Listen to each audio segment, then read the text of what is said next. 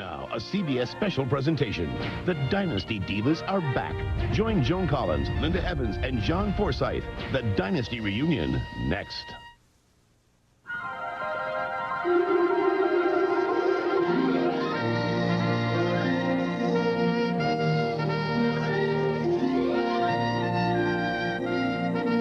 This was the road to the Carrington family mansion. A road that led to endless luxury, love, and conflict. And within this affluent world were two very different women, each in her own way, the crown jewels of my dynasty.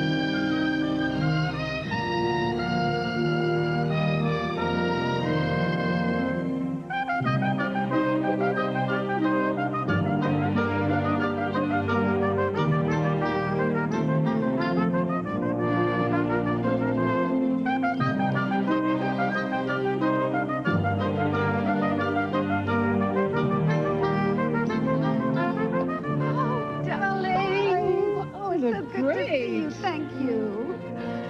Come in. Look at this.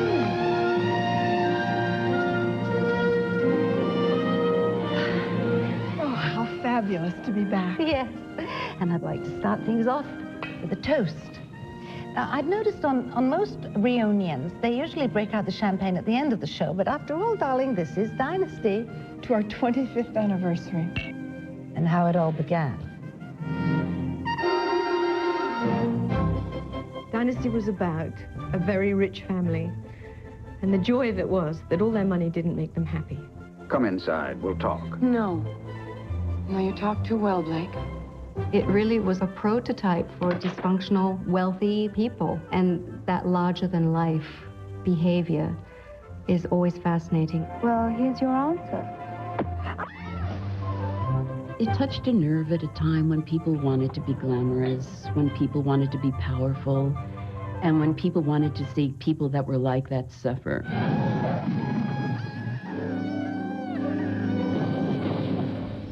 We thought we would try to do a show that does everything you're not supposed to do on television.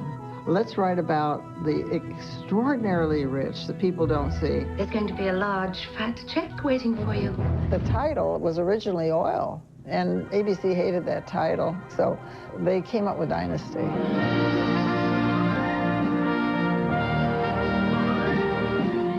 The beginning of the show was really the entrance of this secretary, Crystal, into this extraordinary life, being married to a real tycoon. Mrs. Carrington, I love you. I love you. I think that everybody's under the illusion that if you're rich, you have no problems, and we showed them that it's a complex life. You do not survive by giving anything away. The wolves and they're the sheep, and if you're a sheep, you get killed and you get eaten, because that's the way it is in this world. He was such a strong character, so varied, so multifaceted. If he had problems, it was within the family. Well, how the hell can anybody respect the opinion of a man who put his hands on another man? I could have endowed a foundation. The Stephen Carrington Institute for the Treatment and Study of Faggotry. Billy Crystal had done a gay character on a show called Soap. But that was a comedy, and so from a dramatic point of view, it was the first time. Get your hands off my son. Dad, I said get your hands off it. Blake Carrington was, as we suggested, all of the characters were on the side of the angels. And if he did some things occasionally, like kill his son's gay lover, those things happen. The network really wanted a kind of a JR character. And we felt that this actress, whoever she was, had to be beautiful. Blake, when I'm ready, when I need a trump card, I'm going to play it. Joan Collins was a tremendous plus to the show. I expected that she was going to be good, but not to the extent that she was. She was a powerhouse. Blake Carrington. I loathe him. I think it was the first time that audiences saw on television a woman who could be evil and manipulating and downright nasty, but also had a lot of charm and sexuality.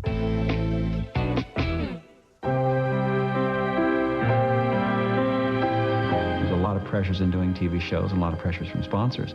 They didn't want me to be too gay, they had to be less gay, it was more gay, oh, but he has to have a kid, but he's got to get married. I just felt like at that point it was hard to go any further with the character. When we realized Al was not going to come back, we had to confront whether we would recast or write him out. And we decided the character was too important. They did the big oil rig explosion where there's plastic surgery and you take off the bandages and there's this sort of perfectly pink, dewy skin underneath. And at first I tiptoed around a little bit like, oh, well, I'm the new Steven. And ultimately after a week or two, it's just sort of, okay, well, here I am. The hardest part is being afraid. Their response to the clothes was over the top. Every time I walked down the street, some woman would come up to me and say, I loved your outfit. Where did you get this? Where did you get that? Nolan Miller is a genius. Doing Dynasty was absolutely a designer's dream. Aaron Spelling said to me, I never want to see them in the same outfit twice, and I want them to just be spectacular. I'm not scared of anything. My most exciting time of Dynasty was when we became the #1 show. 100 million people a week globally watched the show. The visibility was huge. The world was Dynasty mad. A number of companies will manufacture wearing apparel, all inspired by the hit show. The series Dynasty. The fantasy of Dynasty. Nancy and I have a little bet on the next episode of Dynasty. We loved the enthusiasm that everybody had for the show. We loved the fact that we were on all the magazine covers and everybody was talking about the show, and that we felt we were invincible. Joan Collins is one of the most photographed and written about people in the world. People used to have these Dynasty parties, and on Wednesday night they'd watch Dynasty, and they'd make believe they were the characters. It's going to make some huge changes in their lives. The show had a star quality. That's kind of the only way I can describe it. To have been offered the job on Dynasty was a dream come true, and I always, at all times, felt incredibly grateful to be there. What an amazing, amazing life experience. I wouldn't have changed it for anything in the world. It was a pleasurable, joyous, good time. Those are good days, fruitful days. How wonderful to experience it. How wonderful to have lived it. How wonderful to have had it.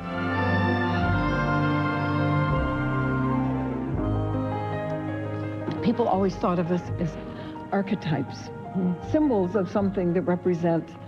Yes. You were the devilish dark one. Yes, and I was the good, beautiful, angelic blonde. Yes. Yeah, that's absolutely true. And so I think, actually, though, that we represent both sides of every woman. Of course. Yes, we do. See, that was the thing about us. We had this fantastic chemistry. I think that that's really one of the things that made the show so successful. Well, I must say, I don't think Dynasty could have been the success we were without you. I am so glad they brought your character in. No, you don't mean it. I do. I know you do. Here is a certified check for $1 million to get out of Blake's life permanently. Money. Your leitmotif in life. You married Cecil for it, and you bought off Sammy Joe with it. And now you're trying to use it to get Blake. Well, I don't need your money, Alexis. And I also think not just you and me, but John was such a pivotal part of it because he was so totally devoted to Crystal. Say it again. How much you love. More than life. Can you match that? I think so. By showing you how desperately much I love you. You had this great relationship all the way through the show. He was very protective of you. You were very much a team. Because when I was 15, he gave me my first speaking part. Oh, really? And I did Bachelor Father. Did you have a crush on him? Of course. Oh, you did? Of course, at 15. I was madly in love with him. You're a long way from 40. Not as long as you think. Besides, I like older men, especially older men with some distinction. You have distinction. And when he showed up for Dynasty, I said, John, I get to marry you in this one. You know, I love this dress, and it matches your eyes. Oh, well, Nolan Miller. Yeah. And? What else? Nolan Miller. Nolan Miller. Where would we be without Nolan Miller on Dynasty? He did my clothes for Big Valley. And he always had a problem because he had to minimize my shoulders because they were so big. So when we came on to do Dynasty and the shoulder pads came in, I mean, I looked like a football player. I saw you in one the other day, and it was massive. They had, it was like 2 growths on your, I know. People copied it. Within a year, they were all dressed like that. So we started the trend.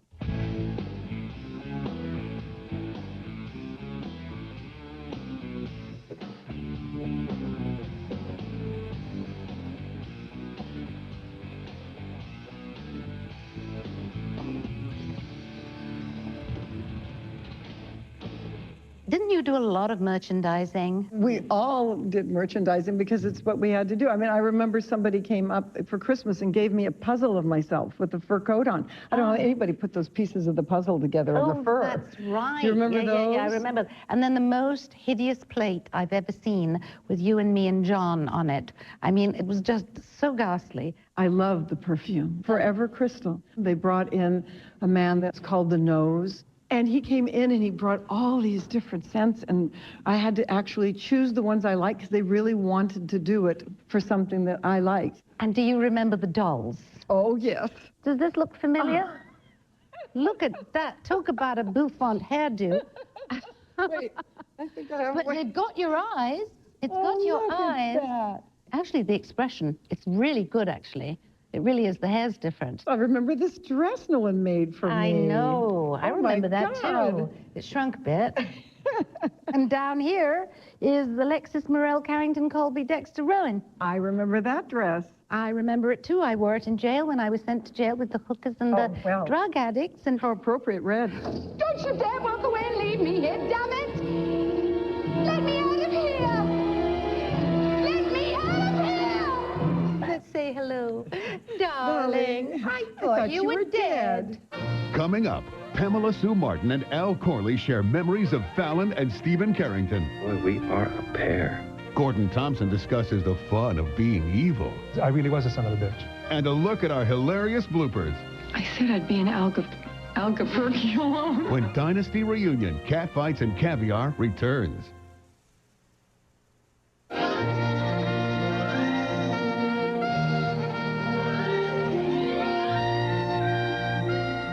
Among Dynasty's talented cast, Pamela Sue Martin and Al Corley played my children, Fallon and Stephen, born to a life of privilege, but determined to have their own identities.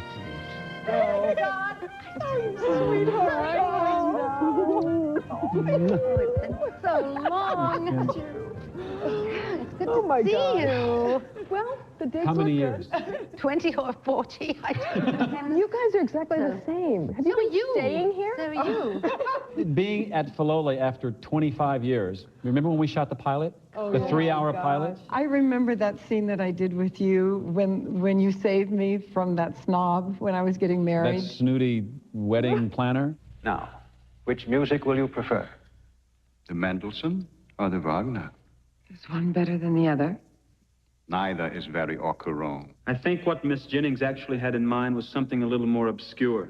Say, Bach's Siciliano from his flute sonata in E-flat major. You do know it, don't you, Mr. Rafferty? Yes.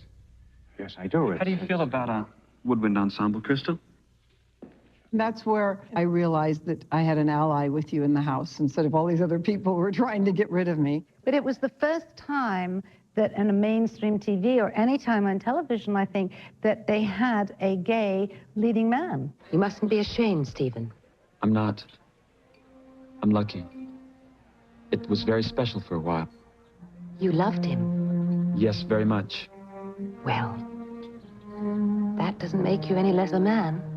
I had no idea also how important this character was to a lot of people. The letters that I got that said, this is the first thing I've ever seen where I can actually go to my parents and I can tell them, you know, hey, look, there's somebody else. There's a face to all this. Your characters were so unique because she was so bold and so strong and adventurous, and you were sensitive and you were introverted. She was the boy that Blake always wanted. The rich are different, Crystal. Don't make any mistake about that. See, the poor cut back in hard times. That's why they're poor. The rich know that's the time to spend. The game is called $1 Million Spit in the Ocean. You just can't go around beating up every man in Colorado I sleep with.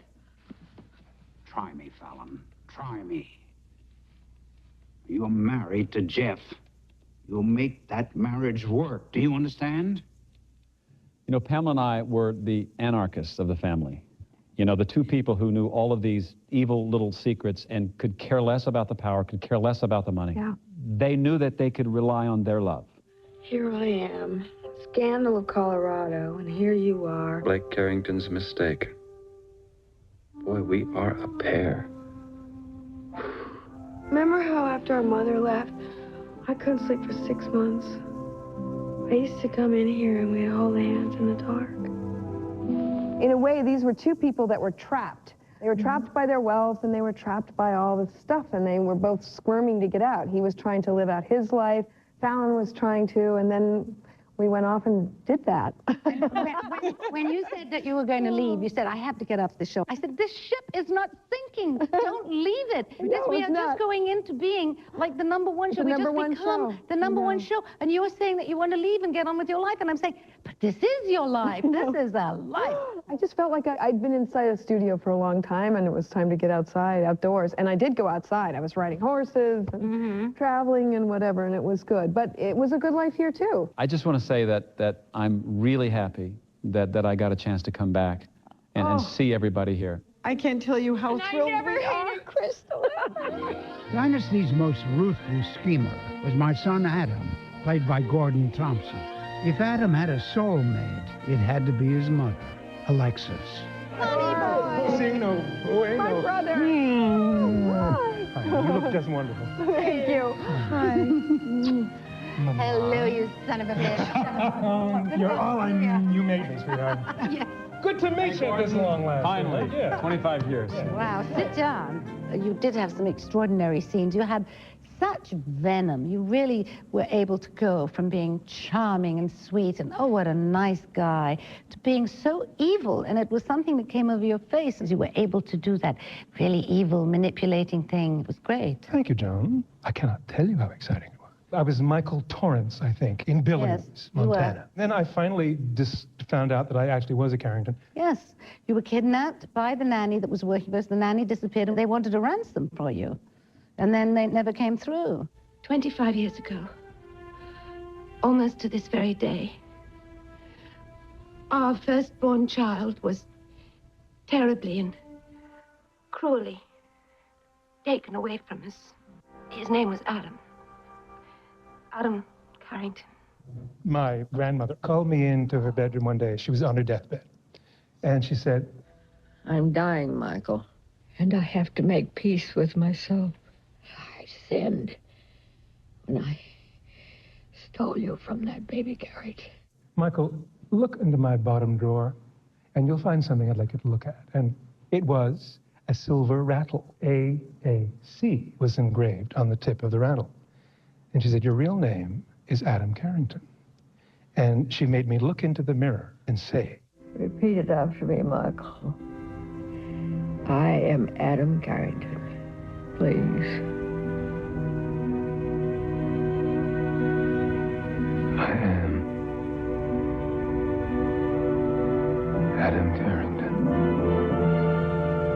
when my journey began back to my family.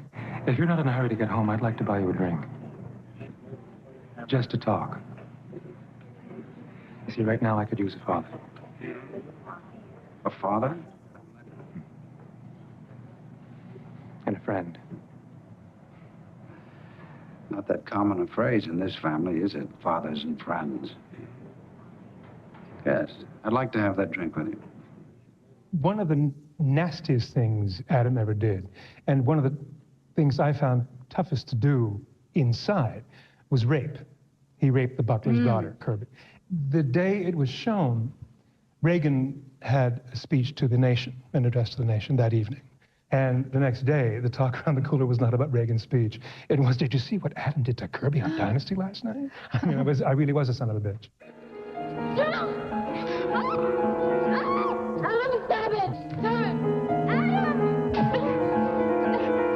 We didn't work together, but did you paint Jeff Colby's office? Yes. I hated him. And they thought, well, let's have Adam try to kill Jeff with poison paint. This is top-of-the-line paneling. How come you're painting over it? Because I like top-of-the-line paint. Not too many offices use such a bright color. You sure you wanted it? Yeah, I'm sure I had a custom blended. Do you mind? Tell you what I mind. The smell. It's making me a little dizzy. Well, then why don't you just get on with it and finish the job? I've been to the hospital. I've seen him. I can verify the fact that he suspects nothing. I've talked to doctors and lab technicians, and I know they haven't a clue as to the cause of his condition. You know. Supposing someone starts to know what you've done. I know that to you, Jeff is just a pawn. But to me, he's a fine human being who was there when I needed him, when Cecil died. He was the only one who was. And now he's in a great deal of pain. If he's in pain, they'll give him a pill. And I must say, bad and evil as I appear to be, I couldn't really hold a candle to you occasionally. I loved working with you a lot, and I think that our scenes work together well. Laurence Olivier said once, unless you really like the character that you're playing, you will never be believable. That is why when people say, oh, Alexa's an evil, manipulative, horrible bitch, I say, no, she's not. No, she's a woman who loves her children. She's a woman that wants power. She's a woman bent on revenge because she was kicked out. And so I'm constantly defending her because I liked her. And so did the audience. Up next, Catherine Oxenberg remembers the most infamous wedding in television history. And later on, Joan Collins and Linda Evans share a private chat about love and war. It's much more fun beating you up. Plus our exclusive bloopers. When Dynasty Reunion, Catfights and Caviar continues.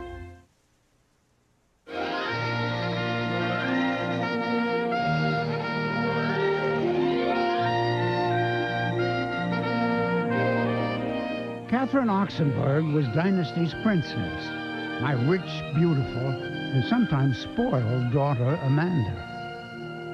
Have some champagne. Sit. So, let me ask you, we were sisters? Full blood sisters. It's so nice to meet you. And you too, I think. You're my sister too? I never got to work with you, but I would have loved to have worked with you. Oh, thank you. Likewise. So, Joan? Yes? You're the first person who turned the word bitch into a compliment. Thank you for that. She used to call me little bitch, and I would call her affectionately big bitch. But were you, so you were a bitch also? Baby bitch. Yes. Wasn't very well brought up, obviously. And I had very sloppy boundaries. What was the first scene we did together? Do you remember? Oh, God, you're putting me on the spot. No. Yes, I do remember. I popped into your penthouse out of an elevator. That's that was right. my first scene. Yes. What are you doing here, Amanda? I read in the Tribune that you were in trouble. You're supposed to be in Paris. School. I came to see if I could help. It's the least I could do for my mother. Okay, well, we better talk about the most infamous Dynasty cliffhanger, probably in all the shows, the Moldavia wedding. I insisted that you marry Michael of Moldavia, and you did not want to. Amanda, everything is arranged. Everything.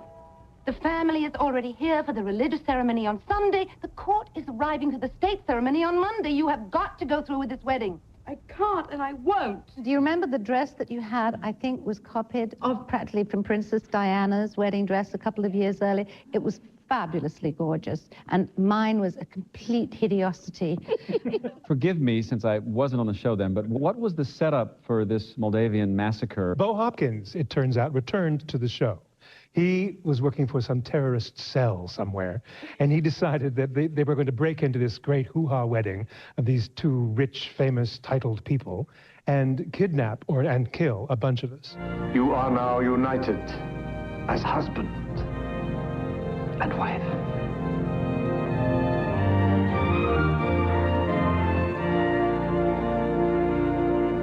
Let us pray in peace.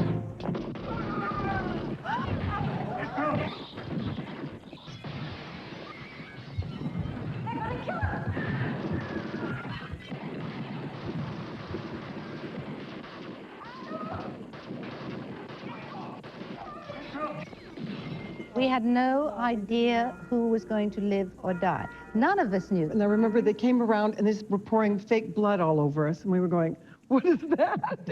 The more blood we got, the less chance we had of coming back. Because we knew if you were really bloodied up, that was it. You might as well call your agent and say, I need a job. It was a rotten storyline, I do. No, it was very funny, actually. The scene itself was extraordinary. The big cheat was the follow-up. We might have killed all of you, but we are compassionate. So you will live. In exactly 4 hours' time, a plane will be leaving for the United States. You will all be on it. I was given a joke T-shirt with holes in it. I survived Amanda's wedding. I think it's funny that what we're remembered for, the show, is for those over-the-top moments, and that those moments are the most popular with the fans. Please give my son back to me. No! Stay away!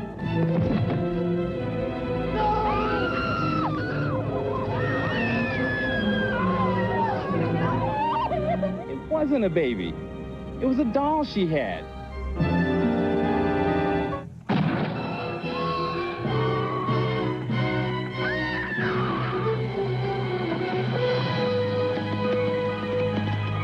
I bought all of your holdings, including this house. And there's absolutely nothing you can do about it. Damn you, Alexis. I'm gonna kill you.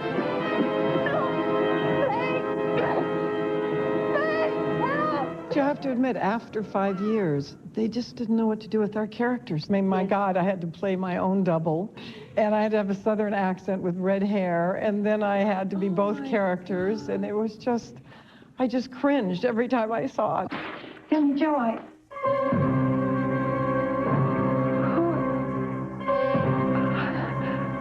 What's going on here? Look, answer me. You're not Crystal. Oh, darling, you don't know what you're saying. You're not my wife. Oh, God, what have you done with her? Where's Crystal? Where is she? Wasn't there another strange moment when you had a brain tumor and were throwing plates like Frisbees? Well, I can't really blame them for that because I had asked to leave the show, and they were trying to find a way that if I wanted to come back, they wouldn't have to resurrect me from the dead. So they just said, we'll give you a brain tumor. And then, of course, I was just doing the most bizarre things in the world. And they say, you wanted to go, so you better do it. It was just horrifying. Dinner, sir. Let's go.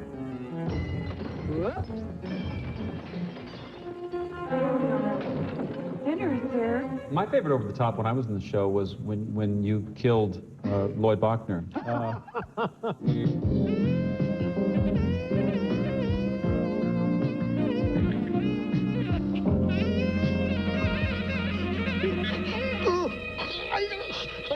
I can't breathe.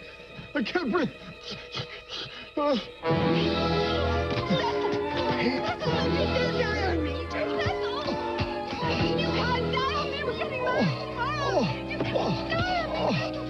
I need you. Yes. Don't you die on me.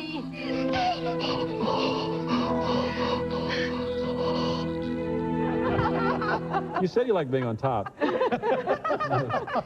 Coming up next, Miserable bitch. hell hath no fury like two women in a lily pond. Joan Collins and Linda Evans remember Dynasty's most notorious knockdowns when Dynasty Reunion Catfights and Caviar continues. Dynasty Reunion Catfights and Caviar will continue here on CBS.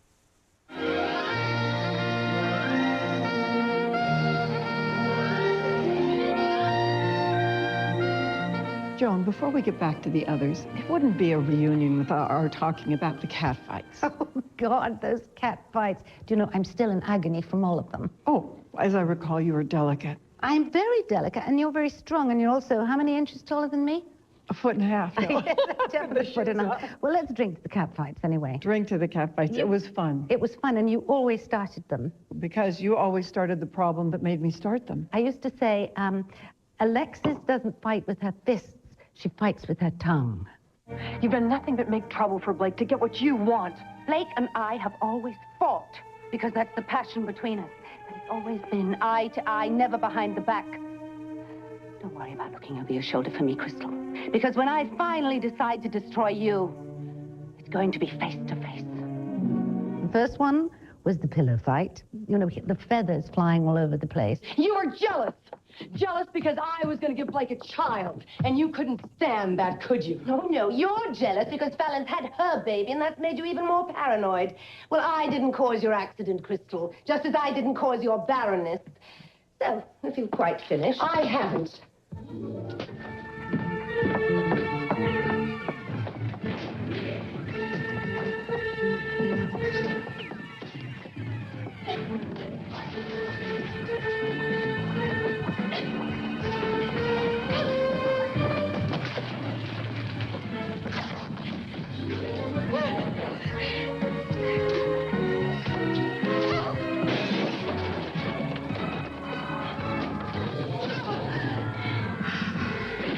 And at the end, what was it that you said? If you want a rematch, just whistle. If you can. What was your favorite cat fight? I think that I liked the one in which we were sliding down the mud. The one that we copied from that movie... Romancing the Stone. Romancing the Stone. And the reason I liked it so much was that I didn't have to do it. My double was there. When I first went to Hollywood, Fox wanted me to ride a horse. And Gene Kelly said to me, honey, don't ride a horse. It's dangerous, and you're putting some poor stunt gal out of work. So I never wanted to put a stunt gal out of work, which is why I never liked to do stunts, you see? Blake told me about your would-be seduction. How could you possibly think he could ever be interested in you again? Maybe all I really need is just a little more time. I'm not finished.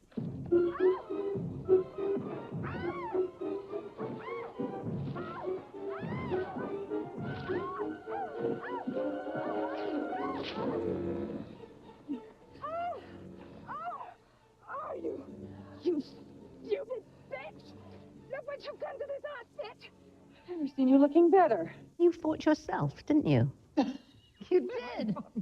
How did you do that? That's the ultimate. When they wrote the character Rita, which was my double, I had to fight myself.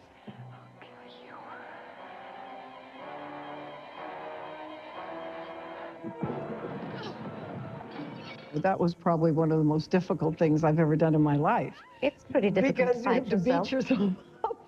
And so I'd have to put on one outfit and then beat up Crystal, and then I'd have to become Crystal and beat up myself, and I would get confused, and it was exhausting. I must say, it's much more fun beating you up. What are you doing, you crazy cow? Now, if you'll excuse me, I have a husband to meet up with, a plane to catch and home to get back to. What are your plans?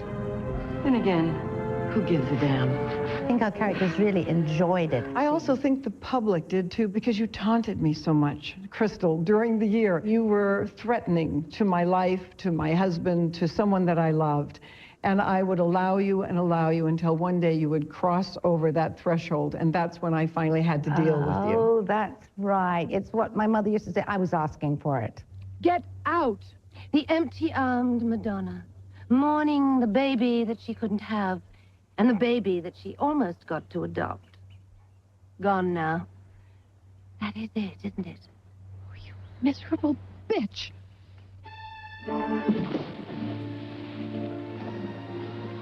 The fight scene that everybody seems to remember the most is the lily pond. I don't know why everybody likes that scene so much more. I think because it was so outrageous in those days for two women to really take each other down in the water. We didn't just throw each other in the water and then go like this. I mean, you went under, I went under, we pulled, we pushed, we shoved. Yeah. Also, don't you think that there's something about somebody being totally manicured and then just getting doused? I mean, Yes. we just completely, we're like rats. I mean, we were just, it was over. When I went into the water, that was my stunt girl again. Was that you? Did you do it yourself? No, I did it. You I did like it. I like that stuff. Such a jock, Linda. I know. It's true.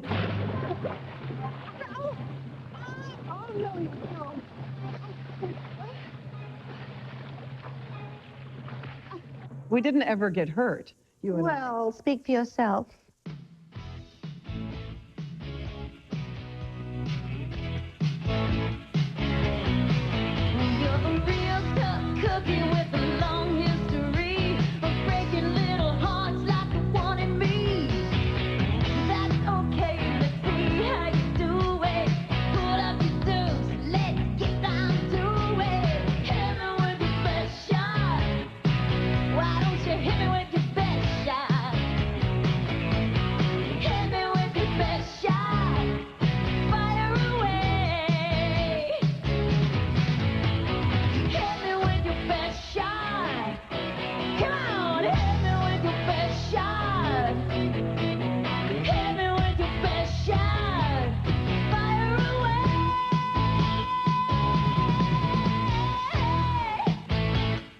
You like to sling mud, Alexis.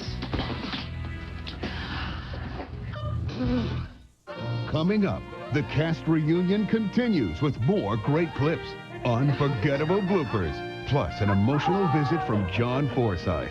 When Dynasty Reunion, Catfights and Caviar returns.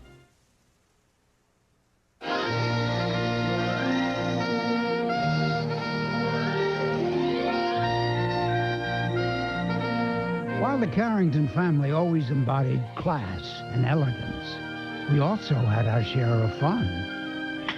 And I'll see you in hell first before I let you do what the hell you want to do. I said I'd be in Albuquerque alone. Who knows? Maybe someday I can negotiate a treaty between you and Blake.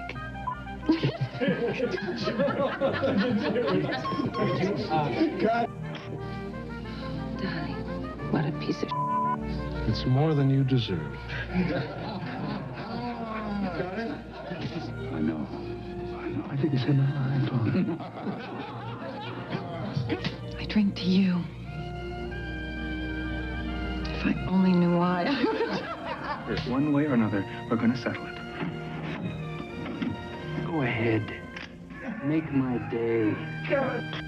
I don't care, Nick. Believe whatever you like. I just don't care anymore. And my name is not Nick.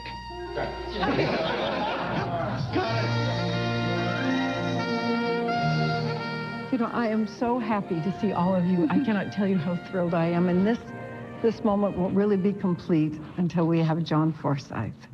The man who made coming to work every day so magical. This show was so serious, and he was so funny personally. We'd be fighting, and people would be strangling each other, and he'd make me laugh all day long, and I will forever be grateful to him for that. He was very patriarchal. Yes, He treated me absolutely. like a daughter because I was always not behaving. Are you okay?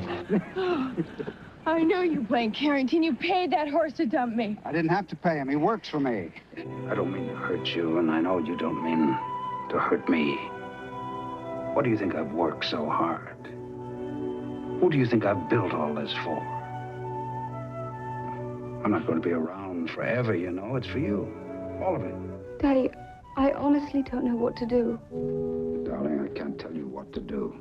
If you want to call the wedding off, I'll stand by you. Whatever you decide.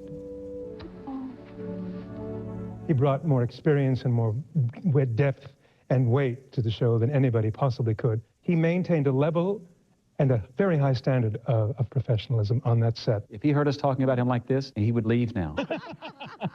Happy anniversary, everybody. I brought the caviar. Hey, John.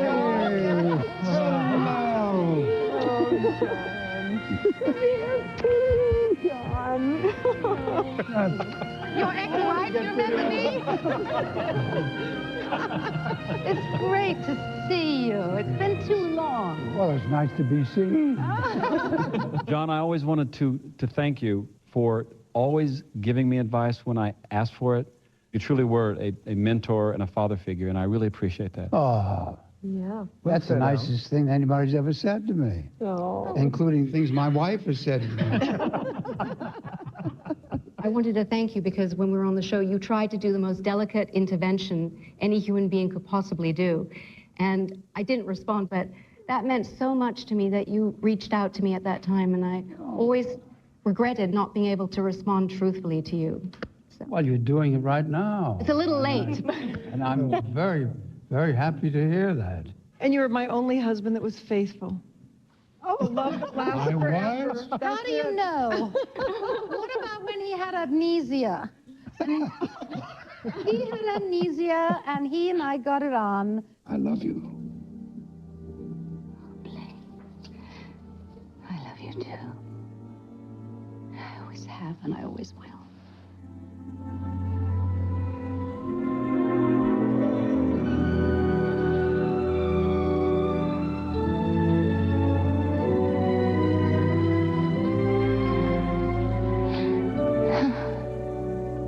So funny when you look back how people responded to the show.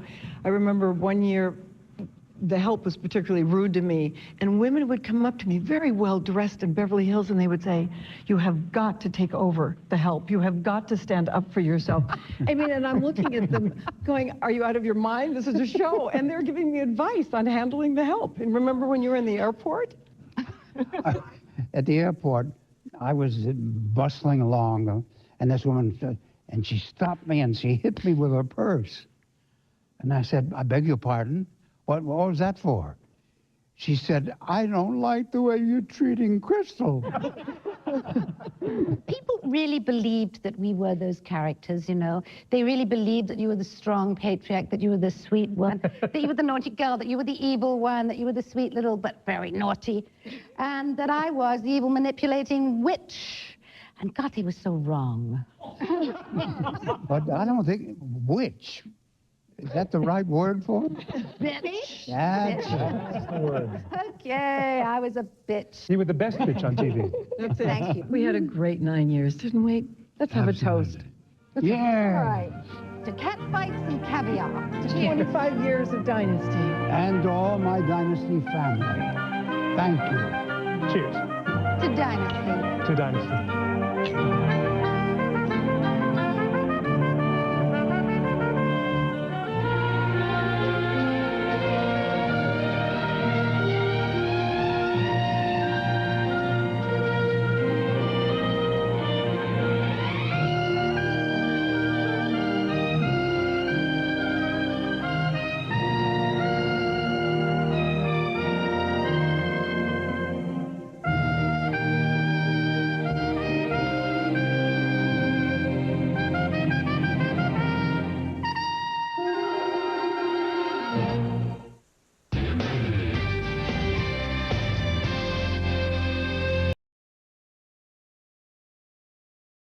I'm what I am, and that's why I'm where I am.